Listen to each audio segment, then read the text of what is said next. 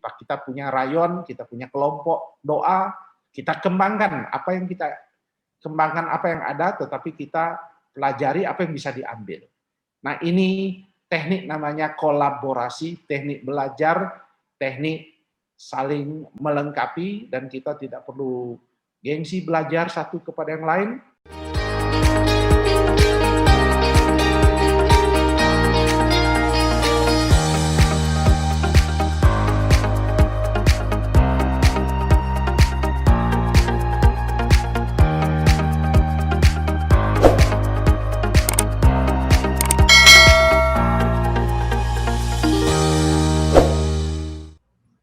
Shalom, selamat sore Bapak Ibu, saudara-saudari kasih dalam Kristus. Selamat datang di dalam acara Sejenak Bersama Scripture Union Indonesia.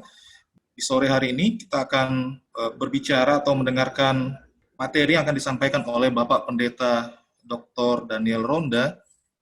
Beliau adalah Ketua Sinode Gereja Kemah Injil Indonesia dengan membawa satu tema, Gereja di Era New Normal. Saya akan membagikan share screen tentang profil dari narasumber kita di sore hari ini. Ya, Bapak Pendeta Dr. Daniel Ronda, THM,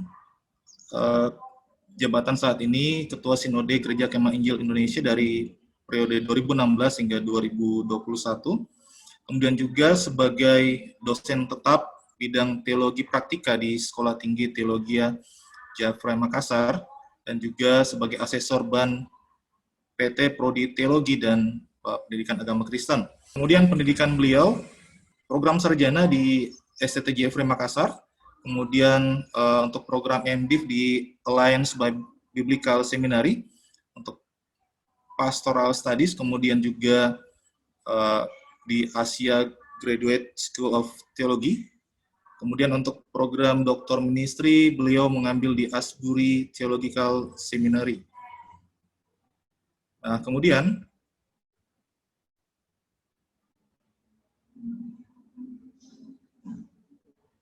ya, untuk pelayanan gerejawi, beliau sempat menjadi gembala sidang di Bali setelah menamatkan sekolah di STT Jeffrey Makassar, kemudian juga menjadi pengurus gereja di berbagai aras pelayanan.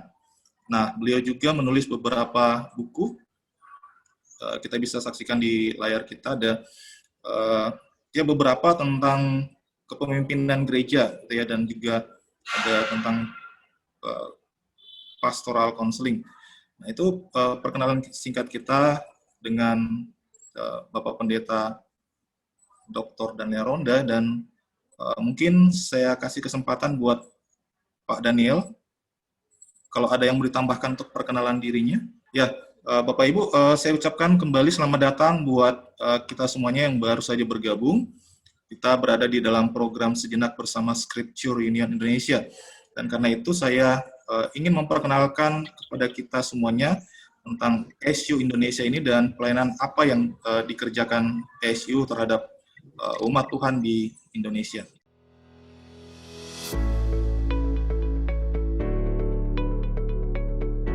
Scripture Union Indonesia merupakan bagian dari Scripture Internasional yang tersebar di 120 negara. Scripture Union Indonesia memiliki badan pembina,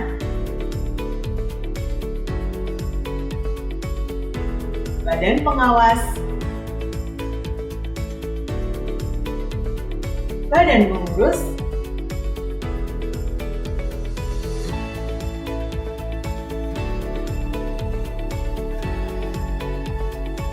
dan tim support.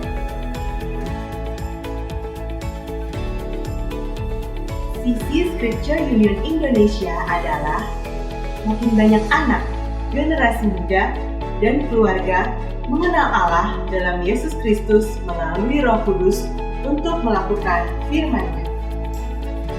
Visi Scripture Union Indonesia adalah bekerja sama dengan gereja dan lembaga Kristen, memberitakan kabar baik kepada anak, generasi muda, dan keluarga, memfasilitasi umat melalui pemahaman Alkitab dan doa agar mengalami pembaharuan hidup menjadi serupa Kristus. Nilai Scripture Union Indonesia adalah interest, integritas, teamwork, relational, and do the best. Scripture Union Indonesia memiliki beberapa pelayanan, di antaranya Children and Youth Ministry,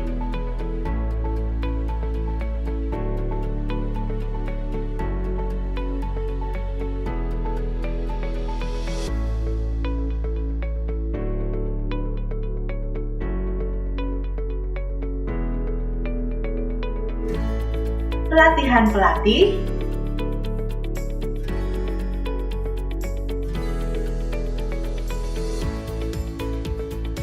pelatihan baca gali Alkitab yang melatih hamba Tuhan dan majelis jemaat di berbagai daerah.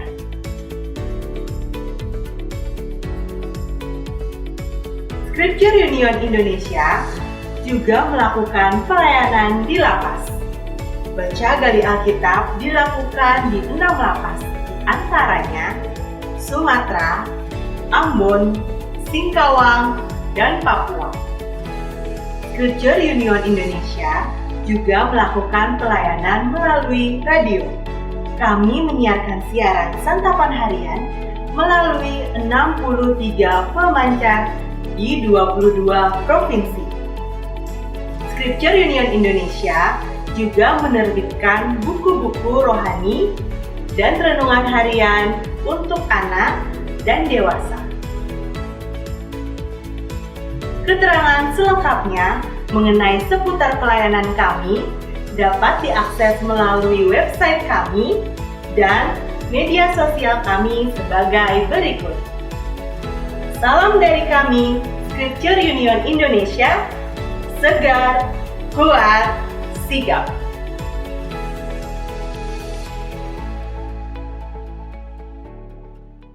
Kita sebagai umat Tuhan dan gereja mengalami tantangan yang cukup besar di tengah-tengah pandemi COVID-19.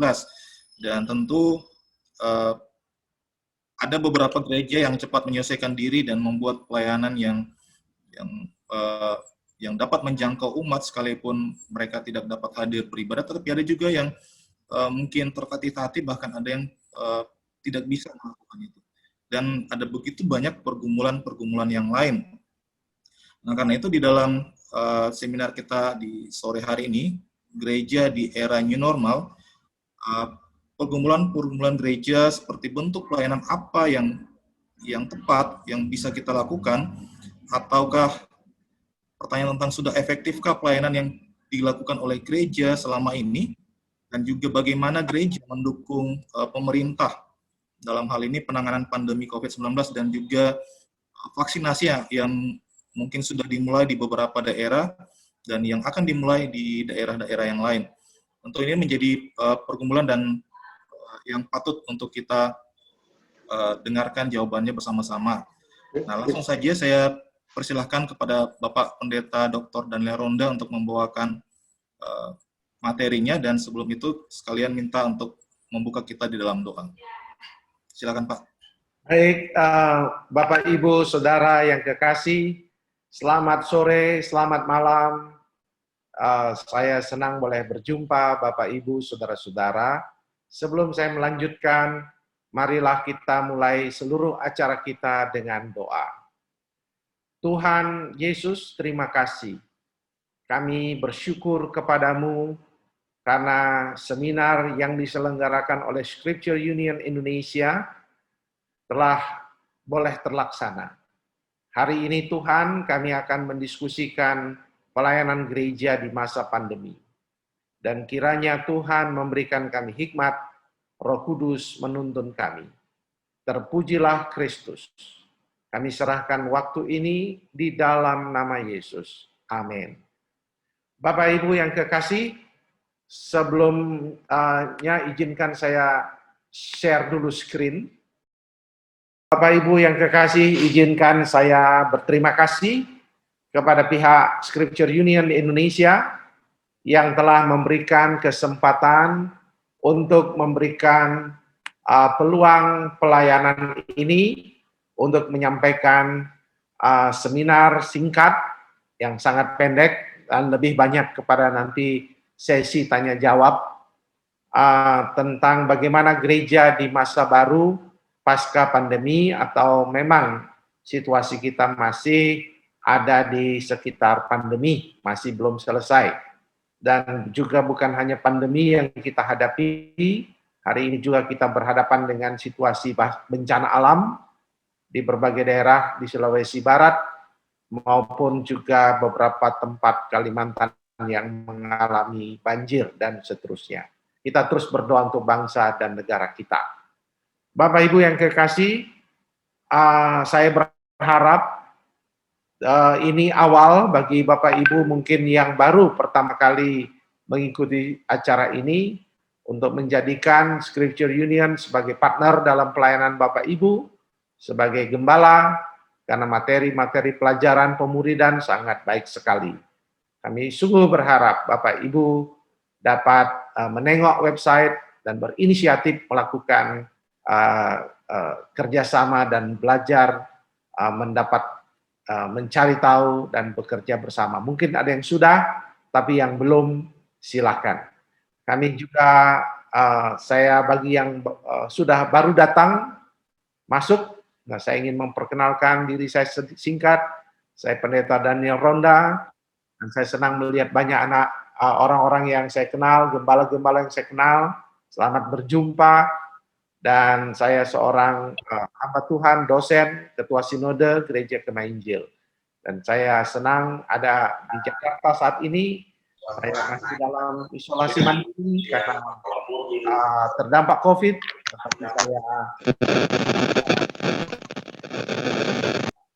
Nah, saudara, dalam waktu yang tidak panjang, saya akan menjelaskan bagaimana gereja di masa pandemi ini. Ya, setahun sudah berlalu sejak bulan Maret, pertama kali Indonesia mendapatkan kasus baru, kemudian Indonesia melakukan PSBB, dan sampai hari ini semakin lama semakin meningkat, bukan menurun. Dan inilah yang terjadi dengan situasi bangsa kita, adanya virus corona.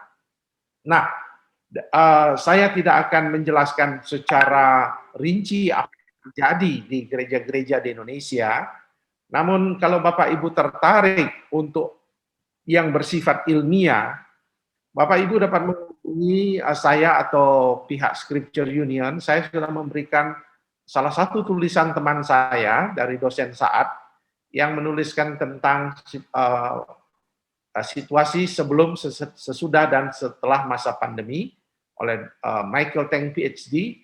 Materi itu sangat dalam, saya bisa membagikannya. Tetapi ini adalah sesuatu yang bersifat ringkasan dari survei. Apa yang terjadi Bapak Ibu yang kekasih? Yang terjadi pada gereja kita dan gereja-gereja yang ada di dunia adalah ketika gereja mulai ditutup dan berpindah ke online, maka tidak semua jemaat kita ikut pindah ke gereja online dengan berbagai alasan-alasan, ya, baik alasan internet, alasan kesiapan sumber daya, dan seterusnya. Kemudian ketika saya mau melihat survei baik Barna Group maupun Bilangan Research Center di Indonesia namanya BRC, sedangkan di Amerika ada namanya Barna Group, dan juga satu di Kanada yang saya melihat survei yang dilakukan oleh Carrie Nieuwhof, seorang ahli kepemimpinan gereja juga di Kanada. Dia mengatakan iman dan pengharapan jemaat mengalami naik dan turun dalam kehidupan mereka. Jadi mereka semangat, berharap situasi ini segera selesai, tapi ketika tidak selesai, mereka mengalami down lagi. Nah, itu yang terjadi. Kemudian yang ketiga, dalam berbagai survei kita menemukan fakta pelayanan anak dan remaja mengalami tantangan berat. Mereka belum boleh diizinkan ke gereja dan menjadi tantangan sangat berat dalam pelayanan gereja. Kemudian yang juga menjadi tantangan, tentu tidak semua, saya tidak bisa presentasikan prosentasenya, tetapi anak muda banyak yang tidak terlalu tertarik lagi di gereja lokal dengan program online yang ditawarkan oleh gereja lokalnya. Jadi ada anak muda akhirnya pergi mencari gereja lain, online yang lain, yang ada di website atau di YouTube dan seterusnya. Jadi dia tidak terlalu puas dengan gereja lokalnya. Kemudian tantangan yang dihadapi adalah pemuridan harus dilakukan dengan cara yang berbeda dari sebelumnya. Dan banyak gereja yang terpaksa mencari cara baru untuk itu, melakukan Zoom, Google Meet, dan sebagainya, tetapi memang masih ada yang merasakan tidak maksimal hasilnya. Kemudian yang berikut tantangan yang dihadapi adalah kaum milenial semakin tertarik dengan ibadah gaya karismatik. Dan ini sebelum pandemi sudah terjadi, tapi setelah pandemi ini dalam riset dikatakan banyak orang ternyata lebih senang dengan gaya ibadah karismatik. Ini tantangan tersendiri buat gereja-gereja yang beraliran Protestan dan Injili. Para hamba Tuhan kemudian merasakan keterbatasan dalam mengatasi situasi pandemi ini. Banyak hamba Tuhan dikatakan overwhelmed, artinya bingung, jenuh, dan tak mampu lagi. Karena begitu banyak orang mengalami trauma COVID, masalah sosial, masalah rohani, konseling, berat sekali, dan konflik keluarga. Itu berat. Kemudian yang dihadapi oleh gereja adalah harga paket internet masih dianggap mahal oleh sebagian jemaat, sehingga mereka tidak mau mengikuti ibadah bersifat online atau pelayanan-pelayanan online. Kemudian tentu ini juga sudah dibahas oleh bilangan riset, ada gereja perkotaan yang mengalami penurunan persembahan. Nah, yang menarik dalam minggu-minggu ini atau bulan-bulan ini adalah isu yang berhubungan dengan vaksin. Nah, ini yang belum pernah saya bicarakan di dalam seminar-seminar, tetapi saya mulai tuliskan. Mereka menolak vaksin karena dikaitkan dengan antikristus di dalam Wahyu 13. Nah, inilah yang beredar di video-video. Dan video-video itu dari Amerika, video-video itu di dubbing ulang atau dikasih subtitle, atau video-video itu dianalis. Nah, saya tidak tahu siapa yang menganalisis, mereka tidak berani menyebutkan nama sumbernya, tetapi mereka edarkan begitu rupa dengan menuduh misalnya Bill Gates memasukkan microchip ke dalam bentuk cairan. Nah, semua ini dia pakai seolah-olah ilmiah, tetapi dalam ilmu pembuktian, ilmu kebenaran sains itu sangat tidak masuk akal. Dalam arti bahwa mereka mengandalkan sumber internet yang dikatakan seolah-olah sumber internet yang kredibel, tetapi sumber-sumber internet yang dipakai adalah sumber-sumber internet yang bohong. Sebagaimana Bapak Ibu harus ketahui, yang berita-berita di internet tidak semua itu benar, sekalipun itu dari Amerika Serikat. Jadi tidak ada, Bill Gates sudah saya periksa dengan seksama, bahkan tidak ada sama sekali yang mengatakan bahwa ia mendukung adanya pemasangan chip atau sertifikasi dan sebagainya. Itu semua adalah kebohongan dari hamba-hamba Tuhan dalam tanda petik yang secara literal ingin mencari tokoh antikris, dan mereka mencoba memaksakan vaksinasi ini sebagai bukti bahwa ini akhir zaman dan Tuhan Yesus mau datang dan antikris akan datang. Dan inilah cara penafsiran yang sangat keliru, karena tanda pada tangan dan dahi yang ada dalam Wahyu dan bilangan 66 tidak ada hubungan sama sekali dengan chip. Dan itu semua hanya karangan rekayasa daripada orang-orang yang mengatakan diri mereka hamba Tuhan. Nah, ini yang terjadi yang lagi beredar, yang banyak ditanyakan, bukannya kita belajar tentang vaksin ini, ternyata vaksin ini sama sekali tidak ada hubungan. Kita harus tanya, cek Pfizer, Moderna, tidak pernah mereka ada kaitan dengan chip dan sebagainya. Tidak ada dipasangkan sertifikasi dan sebagainya. DNA hilang sama sekali. Dengan harapan, Bapak, Ibu, Saudara-saudara peserta hari ini, coba kalau Bapak, Ibu ingin mempercayai sesuatu, pakai namanya cek dan recheck. Periksa kembali sumber-sumber yang dipakainya. Yang kedua, Bapak Ibu yang kekasih, kita juga harus mendukung pemerintah dalam vaksinasi, bukan karena ini sebagai ketaatan yang tidak ada reserve-nya, tetapi ini adalah bentuk bagaimana kita berperan di dalam masalah pandemi ini. Karena semua teknologi dan kebenaran yang ditemukan untuk sains, yang ditemukan untuk kebaikan manusia, itu adalah kebenaran Tuhan. All truth is God's truth. Ya, Bapak Ibu yang kekasih, saya berharap Bapak Ibu membantu menjelaskan bahwa ini tidak ada hubungan sama sekali dengan chip dan akhir zaman dan seterusnya. Ini cairan biasa. Vaksin yang biasa kita terima pada waktu kita kecil dan kita vaksinkan juga kepada anak-anak. Tidak ada bedanya, semua ini sama. Nah, ini yang saya harus sampaikan kepada Bapak Ibu. Dan hari ini saya ingin mengajak kita, apa strategi yang harus kita buat di masa pandemi ini? Bapak Ibu yang kekasih, ada 2 strategi pelayanan yang saya harapkan gereja-gereja dapat lakukan di masa pandemi ini. Yang pertama, bicara soal konten atau isi. Mari Bapak Ibu yang kekasih, saya mendorong para gembala, rekan-rekan saya, teman-teman sejawat saya yang terlibat dalam pelayanan. Mari kita belajar hal-hal baru, memperkuat dalam keahlian Alkitab, sehingga kita tidak terjebak kepada isu yang menyesatkan.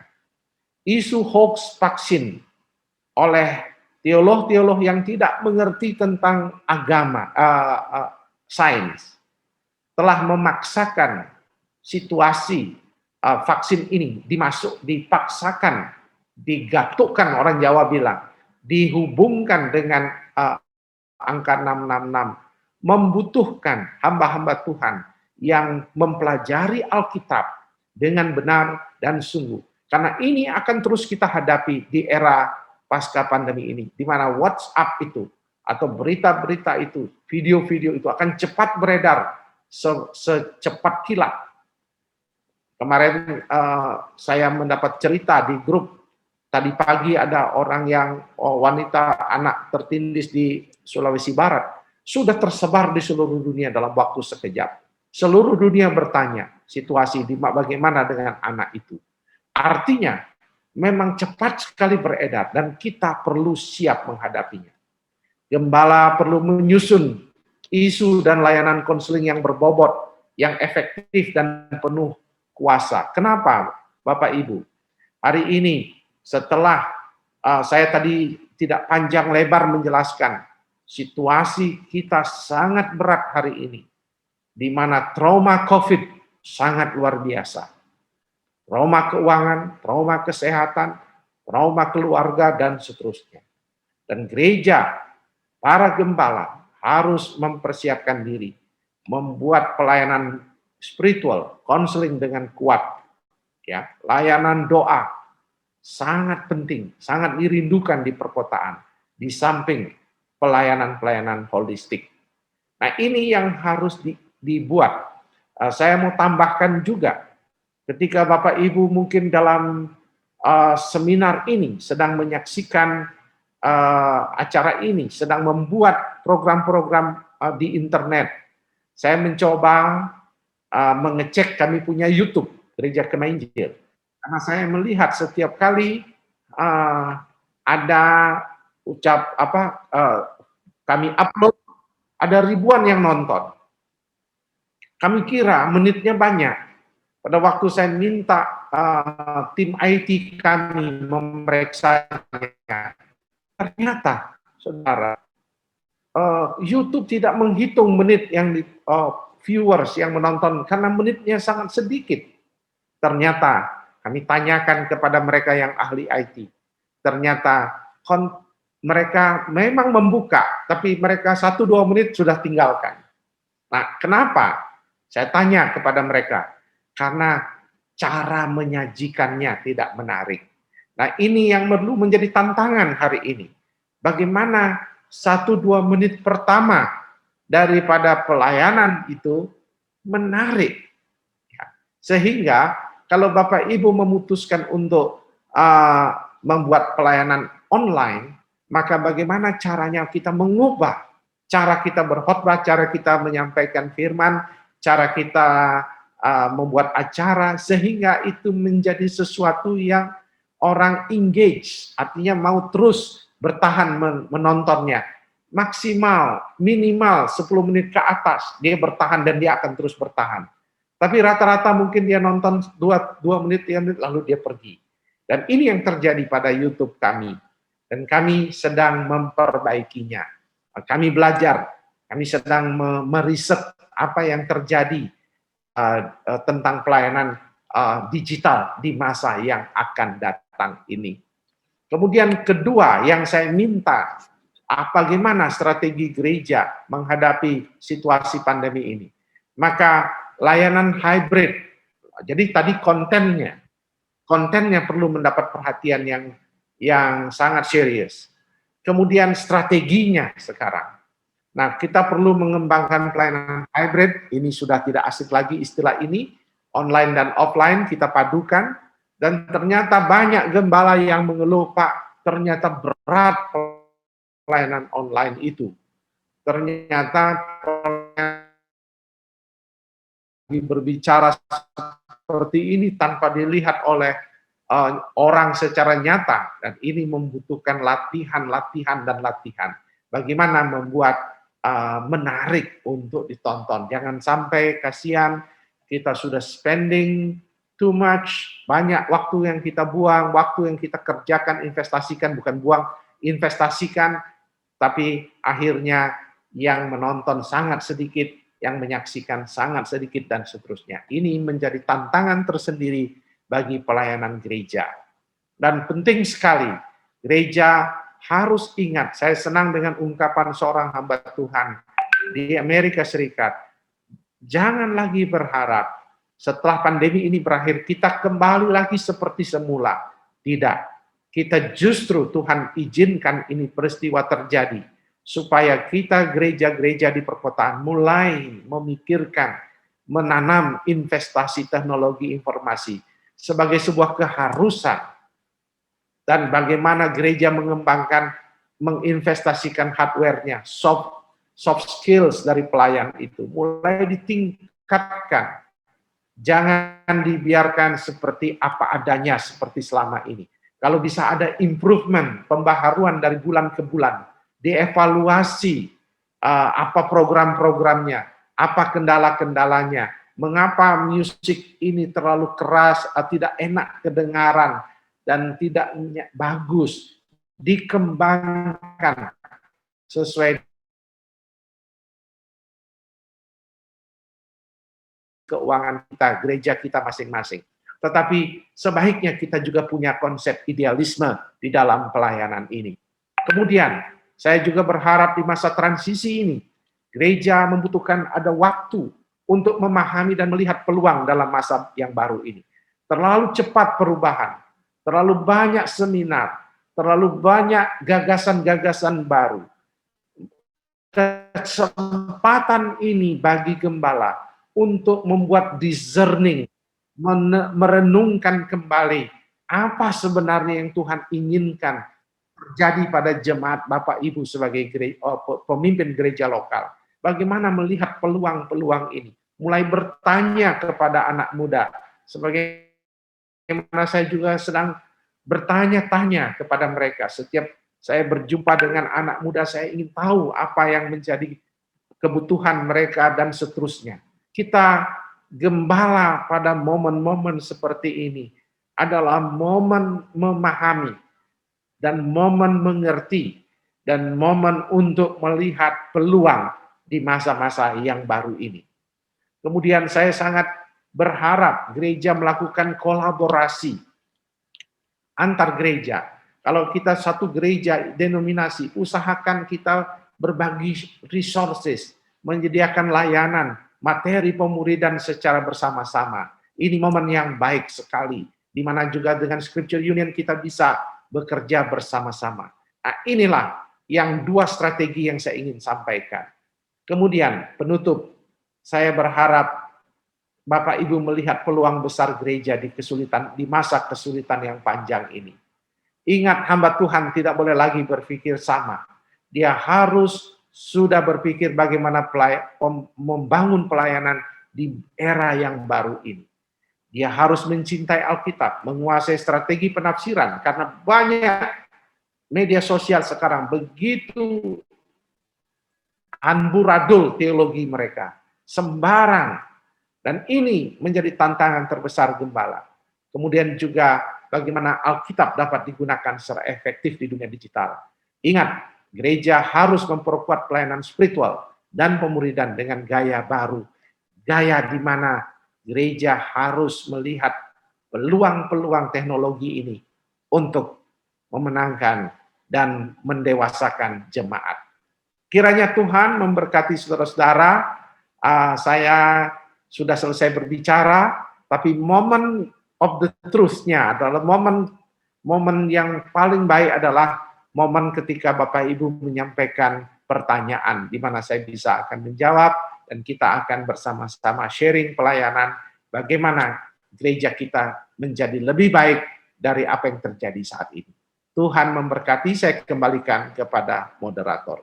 Bapak Ibu, untuk sesi berikutnya adalah tanya jawab. Silakan untuk mengirimkan atau menuliskan pertanyaannya pada kolom chat, dan tentu mungkin tidak semuanya akan bisa kita bacakan, tapi yang kami berharap bahwa jawaban-jawaban yang akan diberikan nanti Bapak narasumber itu bisa menjawab kebutuhan pelayanan kita masing-masing.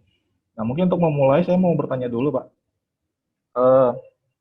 Tadi menarik sekali ketika Bapak bilang bahwa kita jangan berharap bahwa keadaan akan kembali seperti sebelumnya. Saya ingat saya pernah bertemu dengan satu keluarga di mana beliau itu jarang pergi ke gereja, tapi lebih senang untuk mendengarkan khotbah di televisi gitu ya, di media YouTube. Nah, pertanyaannya, apakah itu akan menjadi relevan ketika pandemi ini berakhir? Apakah bisa atau tidak masalah ketika umat Tuhan tidak mau lagi ke gereja misalnya, tapi lebih nyaman untuk beronline gitu, mendengarkan khotbah. Itu. Baik, saya mengikuti masukan beberapa hasil-hasil riset. Tentu masa depan gereja kita adalah hybrid. Gereja kita akan memakai dua pendekatan, online dan on-site, yang online offline itu. Jadi menurut saya kita tidak lagi membuat pemisahan, tetapi mengkombinasikannya. Itulah yang saya ingin. Sehingga misalnya konten-konten YouTube saudara mendorong mereka untuk datang mungkin ke gereja. Lalu jadi dia dikombinasikan. Nah, gereja tidak lagi membuat pernyataan-pernyataan seperti para penginjil terdahulu yang mengatakan bahwa jangan sampai jadi jemaat televisi. Dulu waktu zaman-zamannya televisi itu ada, jangan hanya jemaat televisi dan seterusnya. Nah, jangan kita membuat dikotomi, tapi membuat menjadi sebuah kesatuan strategi. Nah, kalau dia belum nyaman datang, kita dorong, minta Roh Kudus dorong supaya dia mau bergabung di sebuah gereja lokal. Jadi konten-konten YouTube kita, saya berharap Bapak Ibu yang hadir di sini mendorong jemaat untuk hadir juga dalam ibadah-ibadah yang bersifat offline yang diselenggarakan oleh gereja. Jadi dua itu dikombinasikan. Dan itu memang lebih berat, lebih repot di awalnya. Tetapi kalau anak-anak muda kita tahu strateginya, membuatnya, nah akan lebih mudah buatnya. Satu kali kerja misalnya dibuat ibadah, lalu direkam dengan teknik yang baik, akan mendapatkan satu kaligus tercapai. Saya rasa hybrid adalah panggilan masa depan gereja, kombinasi bukan sesuatu yang dikotomi yang dipisahkan. Seperti itu. Ya, terima kasih banyak Pak untuk jawabannya, karena memang waktu itu banyak yang mencibir bahwa orang ini atau keluarga ini tidak senang bersekutu gitu ya. Tapi terima kasih untuk jawabannya. Nah, ada pertanyaan dari Bapak Van Rexen ya. Shalom, terima kasih untuk materinya Pak Daniel. Mau bertanya, masalah yang dihadapi gereja saat ini adalah fasilitas gereja yang tidak mendukung, seperti peralatan multimedia atau digital. Nah, apa solusinya? Ya, memang itu menjadi kendala juga karena tidak semua kita memiliki resources yang cukup. Yang kedua, ada juga memiliki resources atau dana, tapi majelis belum berani keluarkan uang untuk melakukan investasi.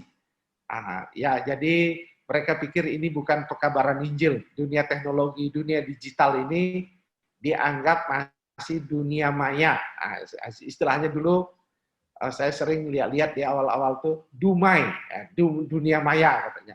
Kalau dunia maya ya maya, artinya tidak real, tetapi kita saran saya kalau Bapak tadi yang bertanya memang kesulitan dengan masalah keuangan finansial, maka kita bisa menggunakan teknologi sesederhana apapun.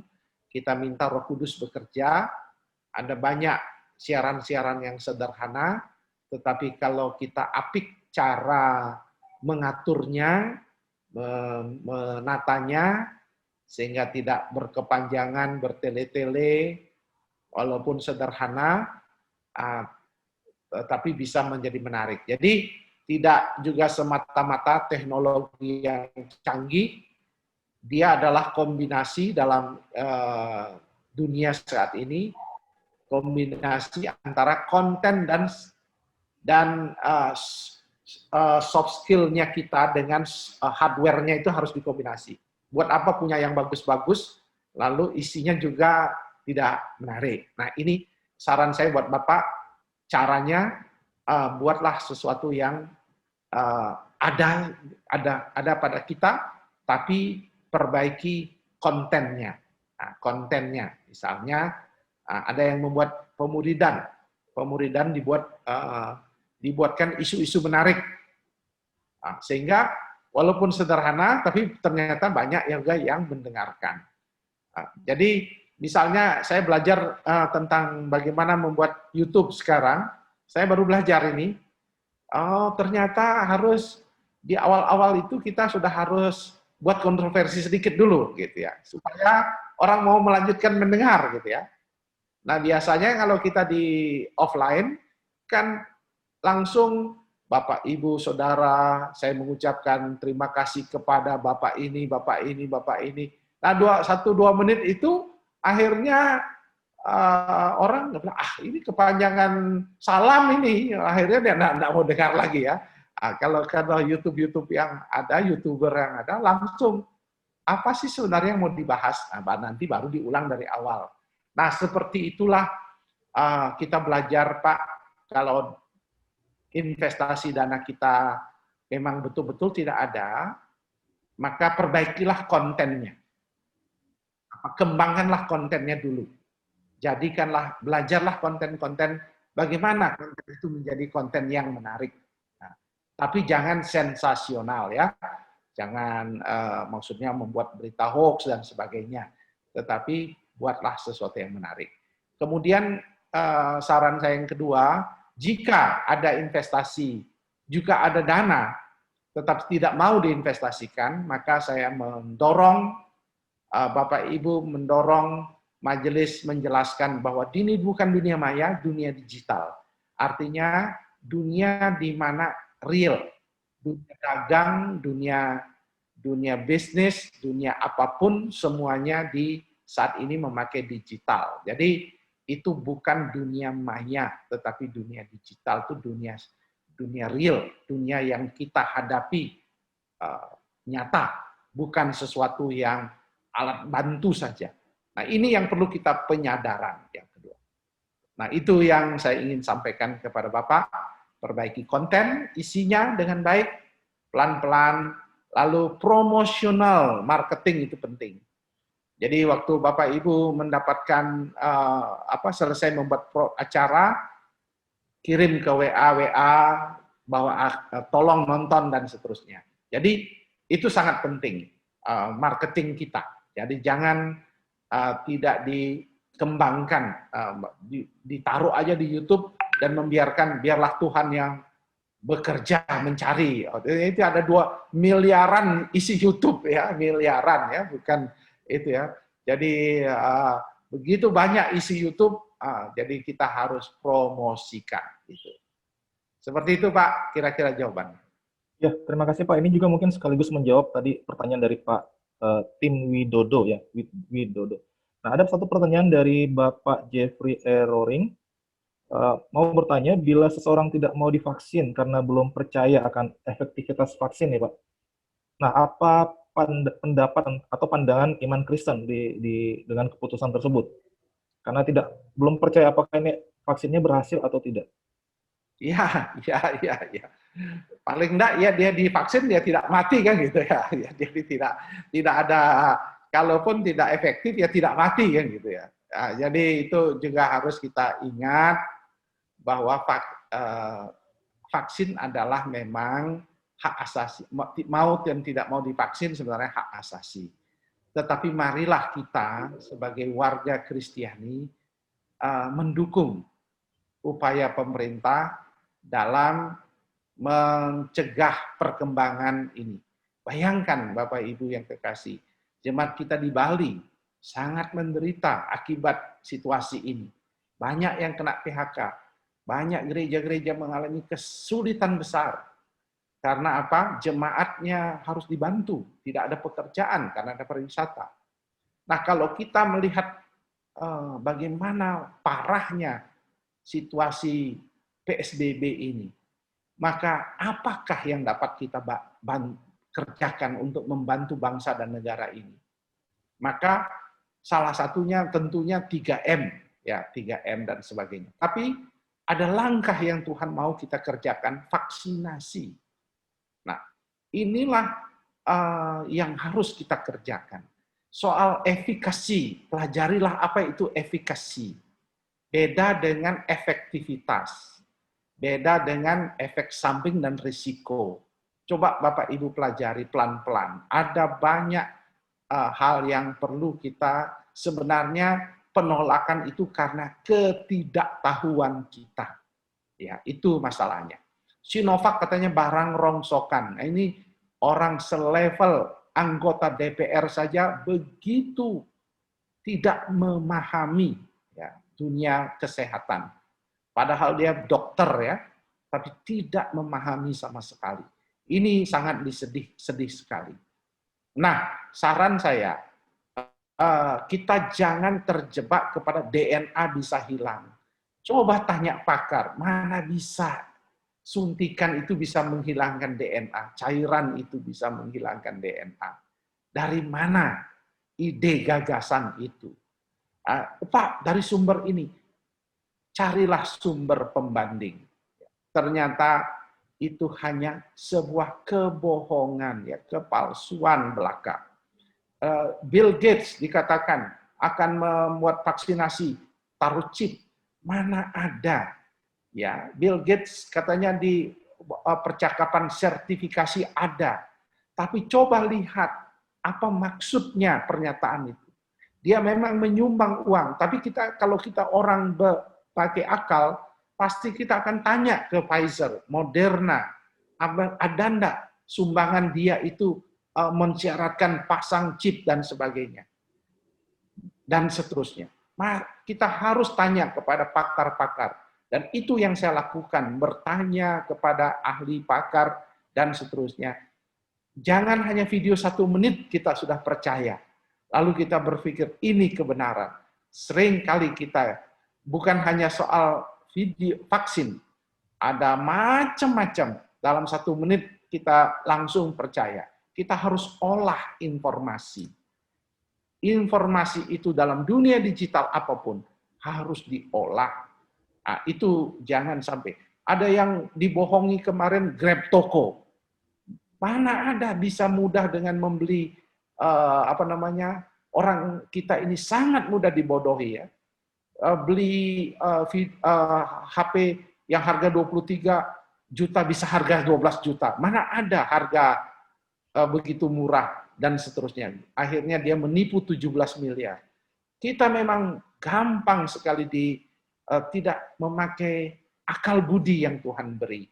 Jadi Bapak Ibu yang kekasih, vaksin adalah providensia Tuhan, cara Tuhan memelihara umatnya. Itulah yang kita harus terima. All truth is God's truth. Semua kebenaran adalah kebenarannya Tuhan. Jadi anak kita taruh vaksin BCG. Kalau dulu saya vaksin cacar sampai besar sekali, saya punya paha di sini. Itu vaksin cacar besar sekali. Itu kami semua pakai dan kami vaksin itu sudah biasa. Saya juga bingung kenapa orang tiba-tiba menjadikan ini isu besar. Saya tidak bisa memahami para pembuat hoax ini. Dan inilah yang kita harus bantu negara kita. Dengan vaksin, kita semua, saya berharap sendiri juga akan divaksin. Katanya kebal, saya sudah kena COVID, jadi katanya bisa 3 bulan bertahan. Jadi 3 bulan lagi saya akan minta divaksin. Karena apa? Karena kita mau membantu pemulihan bangsa dan negara kita. Dan itulah cara yang Tuhan ingin, ora et labora, berdoa dan bekerja. Itulah yang Tuhan inginkan kita lakukan sebagai pemimpin-pemimpin agama. Begitu Pak, kira-kira soal vaksin. Memang haknya, tapi marilah kita mendukung bangsa ini. Mendukung saudara-saudara seiman kita yang lagi menderita karena sedang diketatkan PSBB atau PKM apa namanya, saya lupa lagi namanya, PPKM dan seterusnya. Pak Moderator, silakan.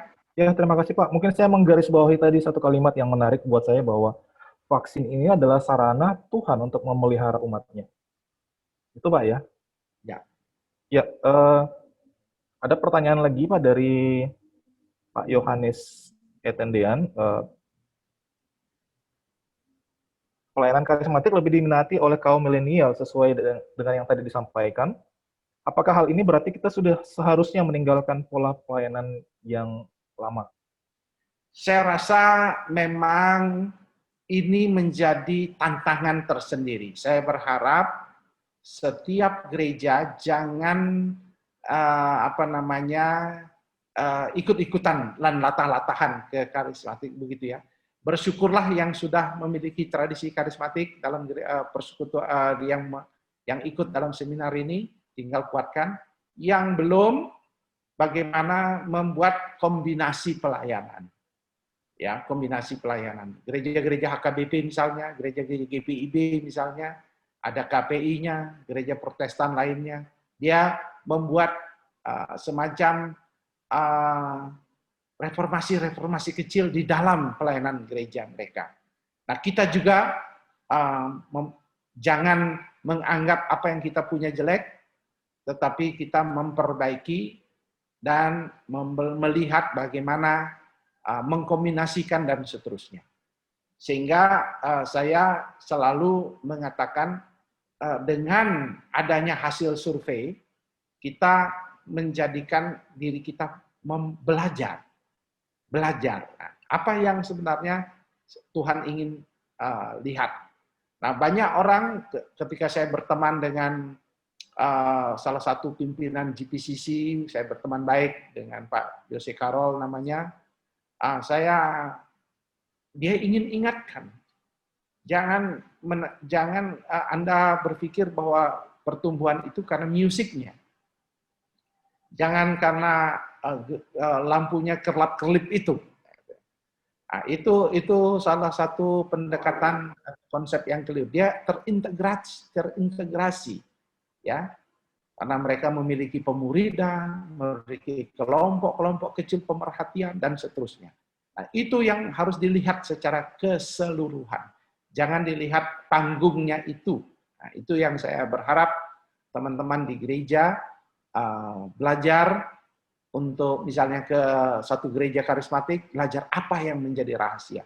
Tidak sedikit gereja-gereja yang memakai pendekatan-pendekatan karismatik, justru di Jakarta banyak tutup ya, karena mereka tidak mampu lagi membayar sewa ruko atau sewa hotel dan sewa sebagainya. Jadi kita tidak melihat bahwa gara-gara musiknya, gara-gara lampu-lampunya, lalu otomatis gereja pasti bertumbuh. Bukan begitu. Itu karismatik itu harus dilihat secara holistik, menyeluruh, diadakan penelitian secara mendalam, lalu apa yang kita bisa pelajari. Misalnya karismatik sangat menekankan misalnya kegerakan, keterlibatan semua jemaat dalam pelayanan. Nah, maka kita ambil semangat itu untuk kita bawa ke dalam gereja lokal kita. Bagaimana? Misalnya, di gereja ini ada namanya sel. Nah, kita tidak punya. Kita punya rayon, kita punya kelompok doa, kita kembangkan apa yang ada, tetapi kita pelajari apa yang bisa diambil. Nah, ini teknik namanya kolaborasi, teknik belajar, teknik saling melengkapi, dan kita tidak perlu gengsi belajar satu kepada yang lain. Kita melihat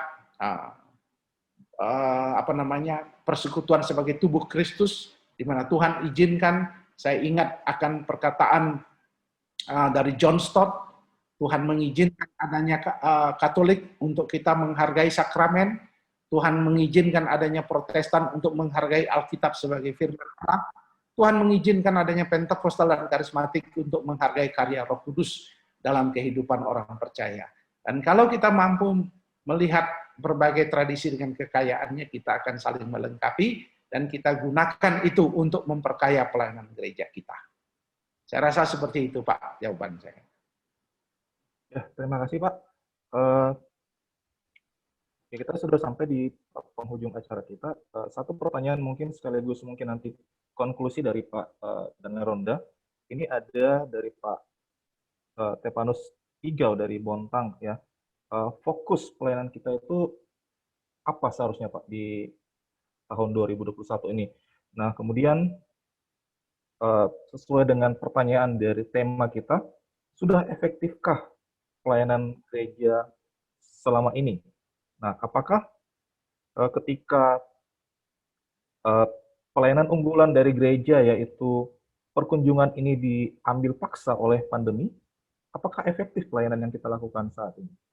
Mungkin itu pertanyaan terakhir, Pak, dan juga nanti sekaligus konklusi dari rangkaian tema kita hari ini.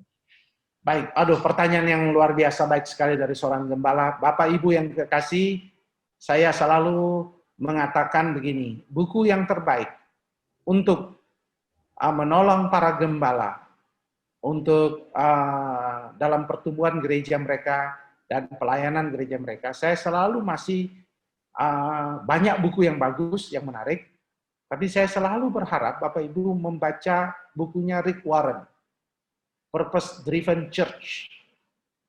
Itu buku yang sudah berulang-ulang saya baca, dan tahun 2020 saya baca ulang lagi, Purpose Driven Church, gereja yang digerakkan oleh tujuan, dan itu sangat baik sekali. Bapak Ibu akan termotivasi untuk mengembangkan pelayanan gereja di mana Tuhan percayakan Bapak Ibu melayani. Jadi kita tidak meniru gereja kota, tapi apa yang Tuhan taruh, tujuan Tuhan di dalam hati Bapak Ibu sebagai gembala. Kalau Bapak Ibu di desa, Tuhan mungkin taruh kata holistik, mungkin pengembangan pertanian, pengembangan sarang burung walet, apapun tujuan Tuhan yang Tuhan taruh di hati Bapak Ibu untuk gereja Bapak Ibu kembangkan. Nah, untuk tahun 2021, apa yang efektif? Saya selalu menekankan pada prinsip hybrid. Kembangkan efektifkan pelayanan-pelayanan kita selama ini di tembok-tembok gereja kita. Tuhan sedang memanggil kita untuk keluar ke dunia digital, untuk menembus layanan-layanan yang tak terduga, ya, yang tak terduga, yang tak dapat kita pikirkan. Saya sering khotbah di YouTube, ada yang dari Jayapura, dari Sarawak, dia bilang, Pak, saya berterima kasih. Dari Biak bilang, Pak, bisa enggak saya mendapat berkat? Tak terbayangkan pelayanan digital ini. Dengan saya khotbah terakhir di Kementerian Agama, di YouTube, ada orang dari Biak, ada orang dari berbagai daerah Malang, yang datang meresponi dan berterima kasih atas pesan Tuhan lewat itu. Bukankah itu luar biasa pelayanan digital ini? Jadi dengan kata lain, Bapak Ibu, Tuhan sedang memanggil kita untuk hybrid, double. Kemudian pemuridan. Dengan Bapak Ibu merekam semua pemuridan. Nanti katekisasi tinggal disetel ulang. Apa itu pertobatan, apa itu percaya Yesus, kan tinggal ulang. Ini kumpul anak-anak muda, ini saudara-saudara, nah Bapak Ibu tinggal ulang, lebih mudah lagi. Kemudian tinggal ajak doa dan seterusnya, dan ajak tantangan refleksi. Jadi materi-materi yang Bapak Ibu rekam mungkin, misalnya 10 seri katekisasi, 10 seri bimbingan pernikahan, dengan Bapak Ibu dalam masa pandemi ini kerjakan misalnya. Lalu Bapak Ibu rekam dan simpan. Tinggal waktu ada yang mau menikah, tinggal setiap kali kita nonton, kita suruh dia nonton, setelah nonton lalu kita diskusikan. Nah, ini mempermudah sekali. Zaman ini Tuhan mengingatkan kita untuk melakukan pelayanan-pelayanan ini.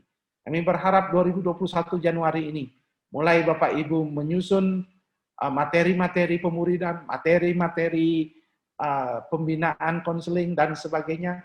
Bapak Ibu tinggal rekam, suruh anak muda rekam, lalu Bapak Ibu pakai sebagai pemuridan, dan sangat menolong sekali.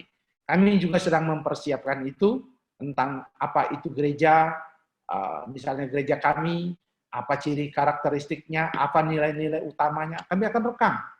Dan setelah kami rekam, lalu nanti kami taruh, sehingga ada orang yang ingin tahu tentang keadaan ini, tinggal direkam. Jadi tinggal nonton saja. Nah, ini yang sedang kita kembangkan di pelayanan 2021. Terakhir, pertanyaannya tentang perkunjungan. Perkunjungan itu apa hakikatnya? Pemerhatian.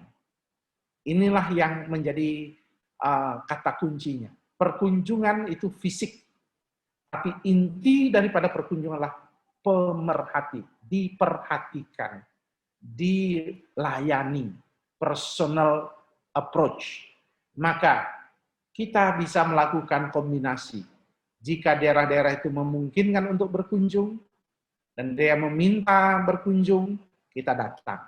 Tapi gereja kita harus ajarkan dan umumkan bahwa pelayanan Zoom, pelayanan telepon, pelayanan mengirim ayat WA, itu adalah bentuk pemerhatian, telepon dan seterusnya. Doa via telepon adalah bagian penting.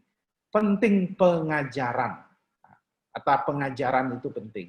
Saya senang jika waktu saya kena COVID ini, ada yang datang menelpon, dan saya merasa sukacita besar sekali. Karena ada orang datang, orang menelpon dan seterusnya. Tidak perlu dikunjungi, tapi hanya ditelepon, merasa senang sekali. Nah, ini saya berharap perkunjungan harus dimaknai bukan literal, tapi perkunjungan dimaknai sebagai pemerhati. Saya tahu ya ada tantangan di kemajelisan, ada tantangan di jemaat yang tidak terima dengan konsep ini. Tapi mari kita ajarkan jemaat kita untuk membuat pelayanan ini lebih efektif. Saya rasa itu yang saya ingin sampaikan. Sebagai penutup, saya ingin menyampaikan kepada bapak-bapak, terima kasih sudah mendengarkan. Saya senang bisa bertemu dengan bapak-bapak. Saya sebagai seorang hamba Tuhan, dosen, pemimpin sinode, saya selalu bangga dengan gembala. Doa saya para gembala itu adalah ujung tombak. Dia berhadapan dengan jemaat, dia berhadapan dengan semua masalah, penguasa-penguasa si jahat, iblis setan yang mau mengganggu, merusak pelayanan, itu gembala. Gembalalah yang paling di depan. Jadi kita harus menopang gembala, mengapresiasi gembala, menghargai gembala, mendoakan gembala. Dan saya berharap Bapak Ibu jangan merasa kecil hati, jangan merasa saya ini orang tidak mampu, tapi mari kita bersinergi. Ada banyak orang-orang di sekitar kita yang Tuhan izinkan kita miliki sebagai orang-orang yang kemudian potensinya luar biasa.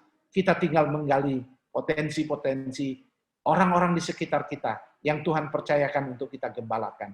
Mereka orang-orang hebat, anak-anak muda yang hebat, yang tidak bisa terbayangkan kemampuan mereka, sangat canggih, jauh lebih canggih daripada kita.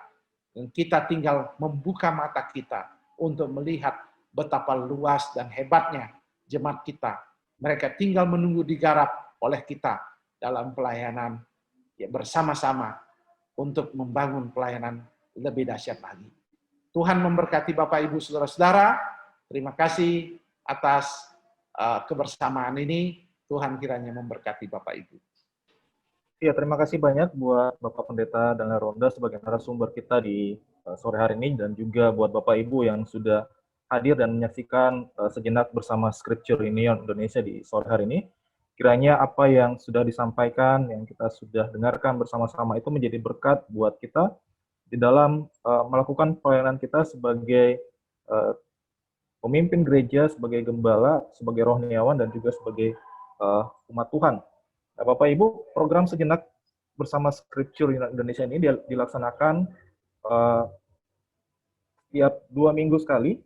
Dan pada 2 minggu ke depan kita akan mendengarkan bersama-sama atau belajar dari satu tema yang berhubungan dengan keluarga, juga masih berhubungan dengan pandemi COVID-19 ini, dengan tema intimacy ketika kebersamaan berujung konflik.